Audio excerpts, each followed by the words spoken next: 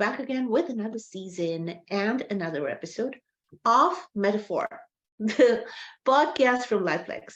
And we have with us here today Patrick Kelly and Gin and Tonic. So, of course, these guests are lovely, and these guests add to the entire Web3 discussion that we're going to have here today. But what we're really going to talk about today is where is this going? Where are the utilities for Web3 going? This entire season is about showcasing to you how Web3 has been used for real life business problem solving. Right, Patrick? Tell us more about you. Yeah. So I'm a web developer. I've been interested in web development since even around when I first heard about Bitcoin and Dogecoin. I got my first Dogecoin from a friend in high school in 2013 or so. And that's around when I started taking my first computer science classes. And yeah, I mean, I've been just trying to figure out like where I can do in the Web3 place that, I can contribute in what way I can contribute to the Web3 space. Okay, perfect. And what you have done so far in Web3 is this concept of tilt. Tell us more about that. So tilt is what I call a productive asset currency. It kind of, in a way, commoditizes an economic action. So in tilt, that would be the farmland used to grow a commodity. So that would be the economic action, and the currency itself represents that medium in which it grew the commodity, and also represents the yield itself, which would be the commodity itself as well. So in layman terms, what you ended up doing is creating, digitizing productive assets, right? Essentially, yes, and making it fungible. Yeah. So give us a use case of how tilt could be used in real world. Obviously, just maybe a smaller example. Beyond obviously is just as a useful saving and spending mechanism. Another maybe a smaller example of how a productive asset currency could be would be if you could think about it in terms of a vending machine. Say, it's a standard drink vending machine. There are 6 racks in that vending machine. They each hold about 20 cans or so, and you could probably break that up into individual slots as well. So there's 120 slots in that vending machine. You could sell off each one of those slots as, a part of a currency that would represent like those individual slots. The vending machine itself tend to empty out about 3 times a year. You could say that currency would probably per slot yield about a $3 or so a year in just interest or yield. So the market would have to determine what would be the value of having that slot in a vending machine, but it would yield that real economic action of the providing the value of a vending providing the value of that a vending machine does. I for us, or I guess the vending machine idea is more of a theoretical concept at this point, but we were planning on designing it so that each transaction is on chain, regardless if it's using cards or not. Just using very simple account abstraction methods like from ERC for 4337, which takes and the easiest way to implement that probably at the moment would be ZK Sync, which does have a lot of native account abstraction like enabling abilities. So in other words, it would allow a user to submit a transaction without having any gas on their account or any currency, but saying they paid with a credit card, that could be through the paymaster, just paid without actually having to transfer any currency or anything to the user's wallet. So for those who are uninitiated, productive assets in Web3 are literally digital assets that have income cash flows. This could be stocks, this could be real estate, bonds, and commodities in digitization. When commodities get digitized, are really non-productive assets, right? Correct me if I'm wrong, Patrick. Commodities in themselves are just essentially. I was not going to say. I feel like the word bearer asset, bearer of their own utility. I mean, coal in itself isn't productive until you put it into a generator, but it does bear those molecules that it would, could be used for that. So yeah, most commodities aren't inherently in any way productive in and of themselves. They can be used for production, but they don't do anything as they're inanimate objects generally. Right. So having understood what TILF does, where do you think this is going?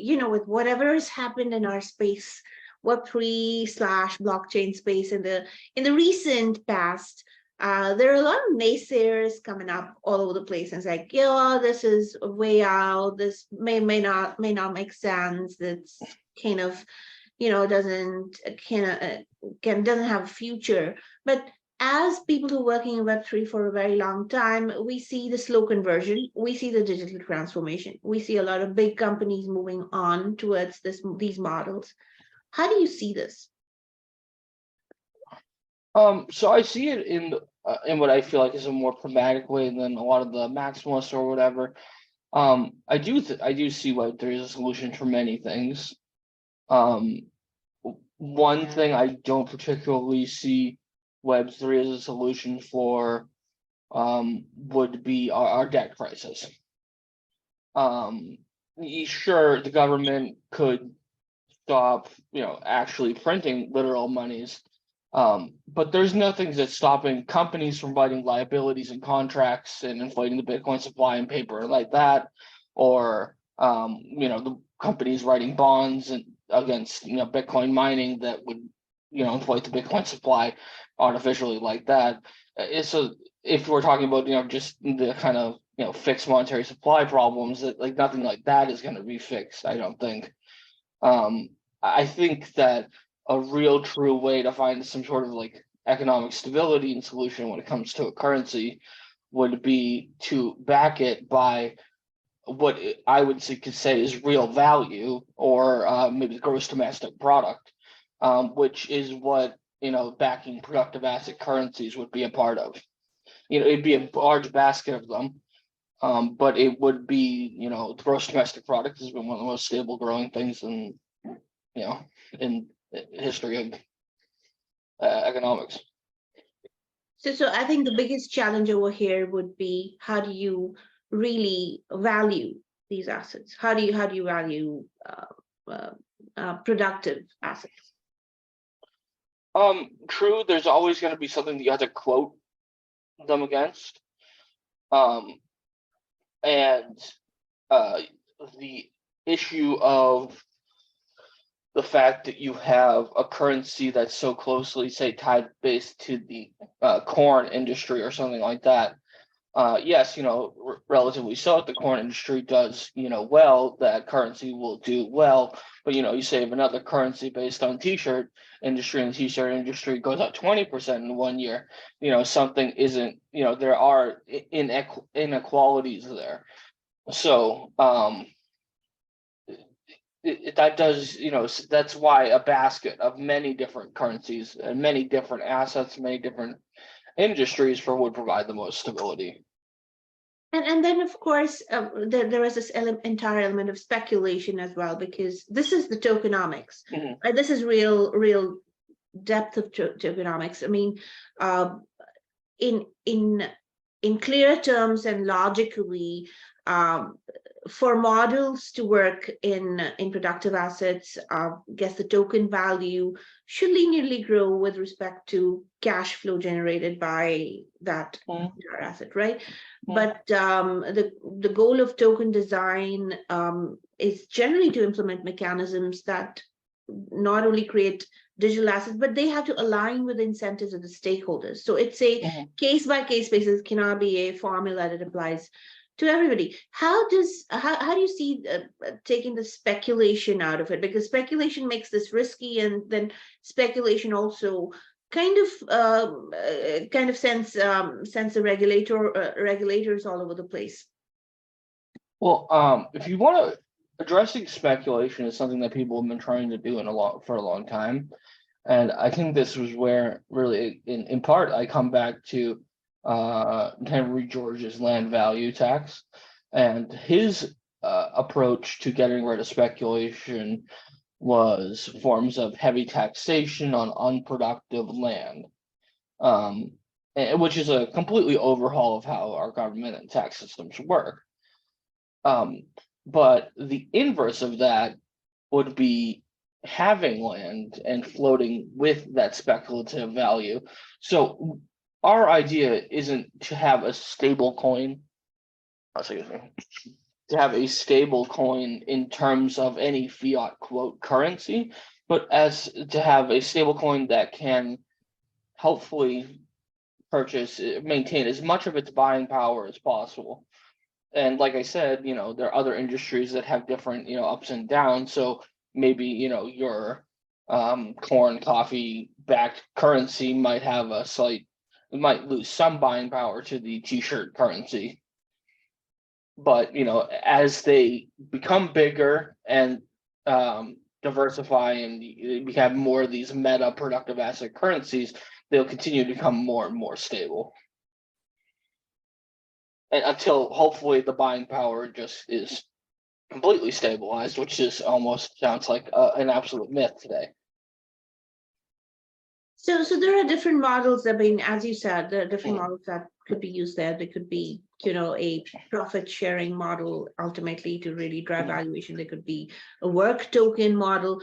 Which one do you think is the best model here? And if there is a best model, or all of these models could literally, work towards, even discount tokens are used right now to set valuation, right? So which model do you think works the best? Because there's so many of these. I feel like it's too early really to say at this point. I feel like we've never seen a good implementation of a governance token. Maybe the best implementation might have been ENS. I really don't even know how much they've done with that at all really.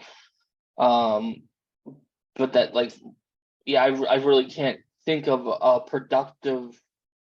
profitable DAO that has a good governance token. Maybe what was that? Ox. I'm not familiar. But in Ox, the maximum price of a network participant, which is a relayer in that case, pays for 51% of the governance tokens. And it's bound by the estimated cost of the network fork. So cost is equal to difference between net present value of the pre-fork and post-fork business.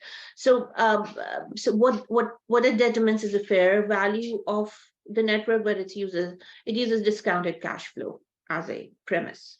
So it's complicated. It's complicated, but there's nothing simple around it, right? Exactly. So I mean that's an example that I'll have to look into. But what I'm really trying to get is there's not this Coca-Cola like DAO that we could look to and that's run itself so well over the past 10 years or something like that. There's this whole huge multi-billion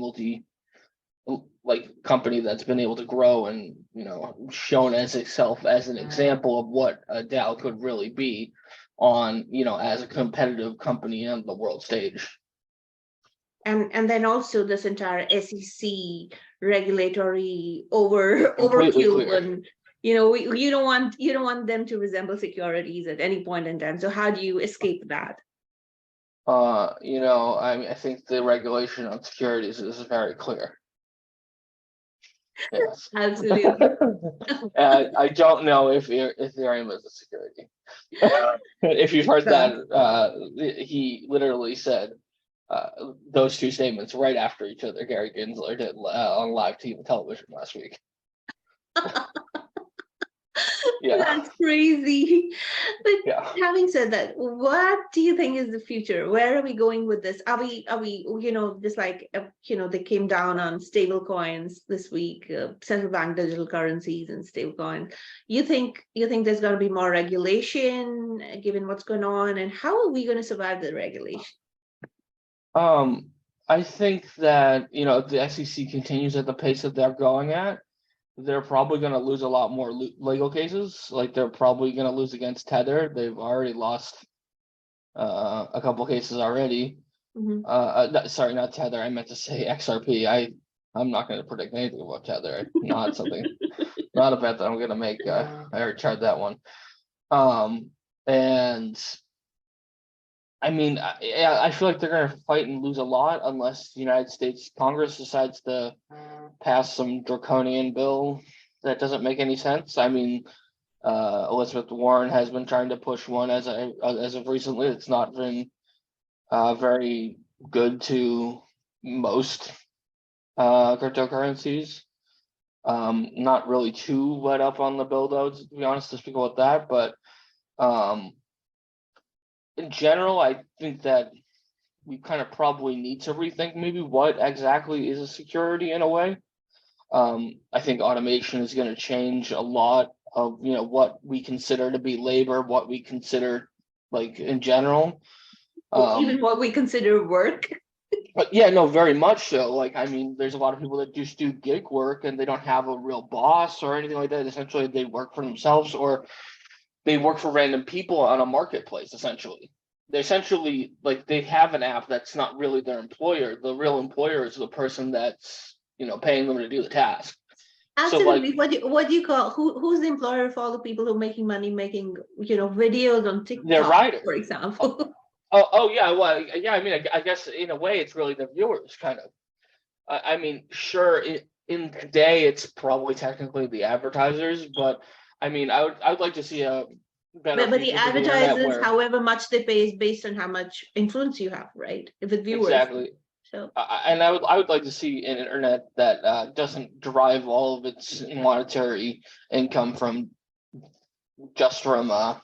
advertising sales, but I think we'll get there eventually with some creative engineering, but I don't know exactly how we'll do that. Yeah. So I think the U.S. regulators, the lawmakers have a lot to rethink. The problem with them is every time a tech person goes and sits in front of them, they ask really weird questions. I mean, questions that nobody should be asking. Questions like, do I have to does TikTok track location? Duh. Every app does. Every app If you gave her tracks permission. location, Instagram tracks location, but you never will ask them that question. But yeah, Google was asked that question as well. Do they know? How does Google know where I am? And literally, either the lawmakers get their necks out of the sand that they bury themselves in and really understand how tech business models work, or how tech really works, or they stop asking these questions and stop regulating things that they don't understand properly. I mean, I completely agree. I really think in general the government really has very little in terms of competency of anything. Like they can't do much well. I feel like it's better for them just to not make any changes that could be catastrophic rather than what I can't think of any real thing on the internet that you could argue that is a good thing the government has done, maybe other than providing broadband internet access to rural people. And hotly debated Section 230. Like And I don't know. Like in both of those, well, at least the latter of those is like you could easily make an argument for either one, and the argument might have been better off never making that rule. I don't know. I completely get it. But having said that, time to wrap up our podcast for today. And we spoke about really a lot of token models. We spoke about productive assets. We spoke about how the future productive assets looks. And we also spoke about a little bit about how regulation might just change. A lot of definitions might change the definition. Regulation needs to look at the change definition of work, change definition of assets, change definition of income, everything. So with that, I'm going to wrap up the show for today. And thank you, Patrick, for making the time to talk to us. And thank you for being on Metaphor. Thank you. Great.